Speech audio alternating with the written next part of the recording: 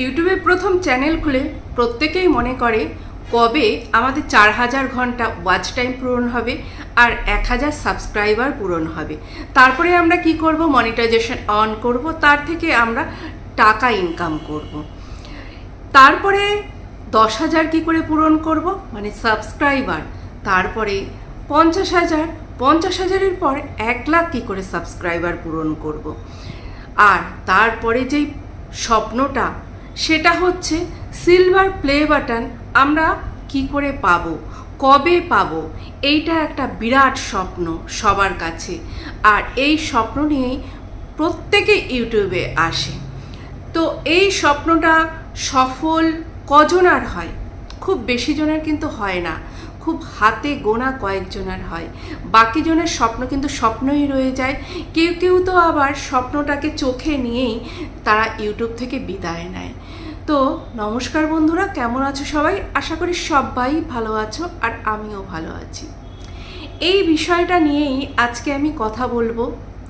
আমরা যখন ইউটিউবে চ্যানেল খুলেছি প্রত্যেকের কিন্তু কি বলবো, নিজের যেই ট্যালেন্ট বা নিজে কি পারি সেটা নিয়েই আমরা চ্যানেল খুলেছিলাম, বা কেউ কেউ তো ব্লগিং চ্যানেলও খুলেছিল। মানে এই যে আমি এটাকে বলি সমালোচনা, কিন্তু বাকিরা এটাকে বলে কন্ট্রোভার্সি জোন।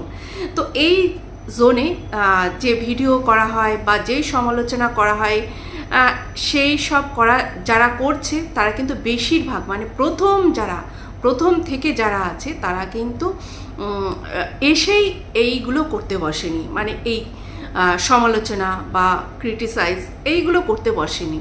তারা তাদের যে নিজের ট্যালেন্ট সেইগুলোই দেখাতে বসেছিল, কিন্তু তারপরে দেখেনি চ্যানেল চলেনি।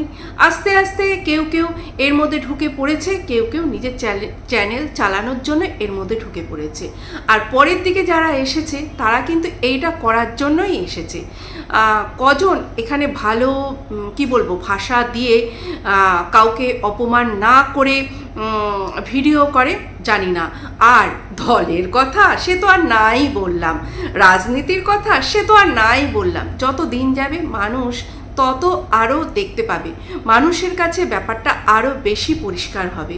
তবে আজকে একটা জিনিস থেকে আমার ভীষণ ভালো লাগছে, যে এই সমালোচনা করে, হ্যাঁ আমি তাকে বলবো সমালোচনা করে যে কেউ সিলভার প্লে বাটন পেতে পারে, 1 লাখের ওপরে চ্যানেল তার হতে পারে, কোনো দলে না গিয়ে, কোনো ব্যাগ কাঁধে করে কারো বাড়িতে না গিয়ে, কারো সংসার না ভাঙিয়ে, কাউকে বাজে কথা না বলে, কাউকে অপমান না করে, কাউকে গালাগাল না করে, অপভাষা প্রয়োগ না করে, কারো পরিবারকে না টেনে, কাউকে পার্সোনাল অ্যাটাক না করেও যে সিলভার প্লে বাটন পেতে পারে, 1 লাখের ওপরে চ্যানেল হতে পারে, এইটা দেখে না সত্যি বলছি আজকে ভীষণ গর্ব হচ্ছে সেই মেয়েটির ওপর।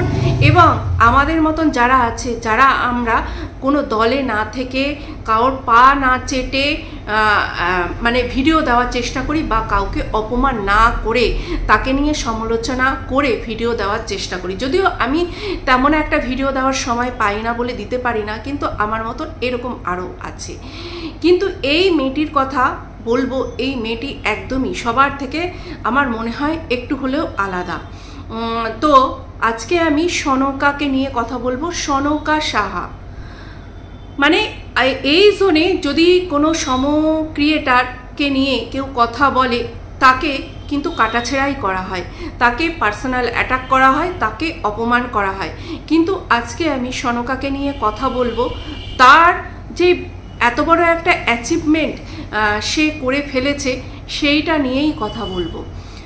2-3 দিন আগে সনকার কথা আমার হঠাৎ করে মনে পড়েছে, সনকার কথা আমার হঠাৎ করে মনে পড়েছে যে সনকা সাহার চ্যানেলটা তো আর দেখি না, ওর চ্যানেলটা কি হলো কি জানি, এরকম ভেবেছিলাম, কিন্তু সার্চ করে না দেখা হয়নি। সনকাকে আমি মানে দেখি বা আমি চিনেছি কবে থেকে, যখন থেকে ম্যান্ডিকে নিয়ে ভিডিও করা আরম্ভ করেছিলাম তখন থেকে। কেননা আমি, তন্দ্রা, সনকা আমরা কিন্তু কি বলবো স্যান্ডির পজিটিভে ভিডিও করতাম, আর তখন থেকেই সনকাকে দেখি এবং কয়েকবার সনকাকে কমেন্টও করেছি, এবং সনকাও আমাকে কয়েকবার কমেন্ট করেছে। তারপরে যখন কি বলবো এই যে তিলোত্তমা মারা গেল। তো তিলোত্তমা মারা যাওয়ার পর থেকে কি বলবো, সনকা তখন ওই নিয়ে ভিডিও করা আরম্ভ করলো এবং তন্দ্রা পুরনো চ্যানেলটা তো চলে গেল, নতুন তখন তন্দ্রা চ্যানেলটা সদ্য খুলেছে, যেই এখন প্রতিবাদী তন্দ্রা বলে, তন্দ্রাও সেই নিয়ে ভিডিও করা আরম্ভ করলো এবং তারা কিন্তু প্রচুর পরিমাণে ভিউজ পেতে আরম্ভ করলো, 1,00,000, 1.5 লাখ, 2 লাখ এইরকম ভিউজ পেতে আরম্ভ করলো। এবং তন্দ্রা কিন্তু ওই ভিডিওগুলো করেই ওর আজকে যেই 17,000-এর ওপরে বোধহয় সাবস্ক্রাইবার সেটা পেয়েছে এবং সনকা সেই ভিডিওগুলো করেই কিন্তু তার এতগুলো সাবস্ক্রাইবার সে পেয়েছে। সত্যিই ভালো লাগছে আজকে সনকার জন্য, ক্ল্যাপ। আর সত্যিই হ্যাটস অফ সনকা, সত্যি তুমি করে দেখিয়েছো যে এই সমালোচনা করে ও কিন্তু এত বড় চ্যানেল তৈরি করা যায়, সম্মানের সঙ্গে, কারো পা না চেটে, কারো অধীনে না থেকে, কাউকে কোনো অপমানজনক ভিডিও না করেও এত বড় চ্যানেল করা যায়। তোমার হাতে যখন প্লে বাটনটা দেখেছি, মানে কি বলবে, ভীষণ ভালো লেগেছে, মানে মনে একটা আলাদাই তৃপ্তি এসেছে।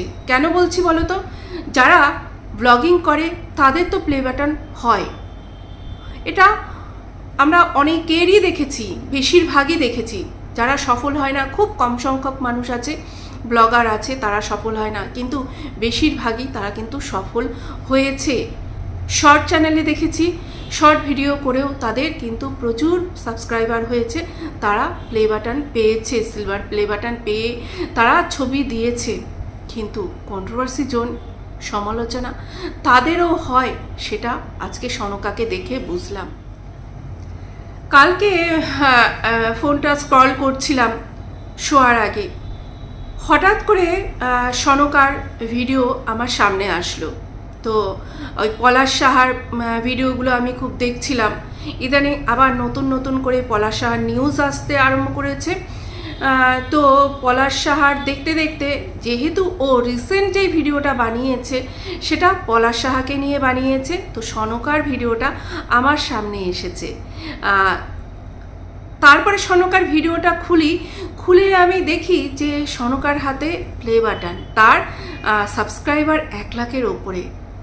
দেখে সত্যি আমার ভীষণ ভালো লাগলো যে একটা মেয়ে, সেই দিন দেখেছি যে ওকে ভিডিও করতে হচ্ছিল 3,000, 4,000 এরকম ভিউজ হচ্ছিল। যখন এই যে মেয়েটাকে নিয়ে, মানে এই ডাক্তারকে নিয়ে, তিলোত্তমাকে নিয়ে ও ভিডিও করা শুরু করলো, ওরা প্রচুর ভিউজ হচ্ছিল।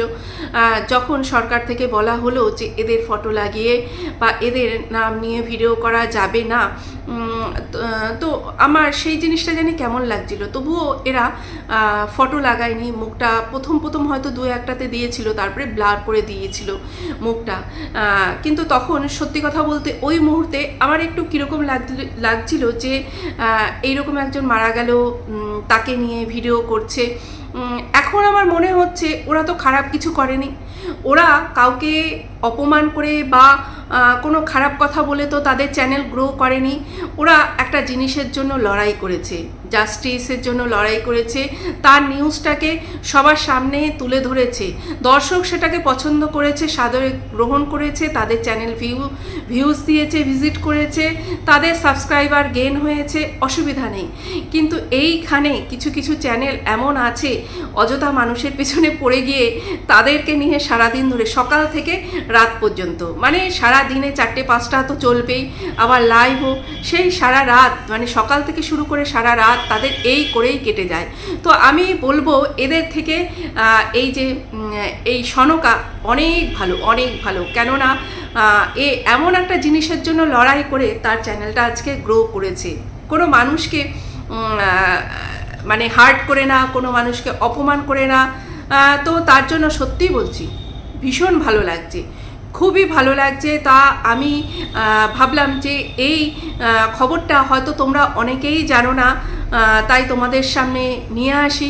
কেননা তোমরা যারা এই কন্ট্রোভার্সি জোনে কাজ করো, আমি এটাকে আবার বলছি সমালোচনা বলি, তো তোমাদেরও হয়তো এই খবরটা শুনে ভালো লাগবে যে আমাদের মতনই কেউ একজন আছে, যদিও তোমাদের থেকে অনেকটাই সে আলাদা, তো সে প্লে বাটন পেয়েছে। তো তার জন্যই মনে হলো যে তোমাদের সামনে এই ব্যাপারটা একটু নিয়ে আসি, ভালো লাগবে। আর সনকাকে থামস আপ, আরও এগিয়ে যাও,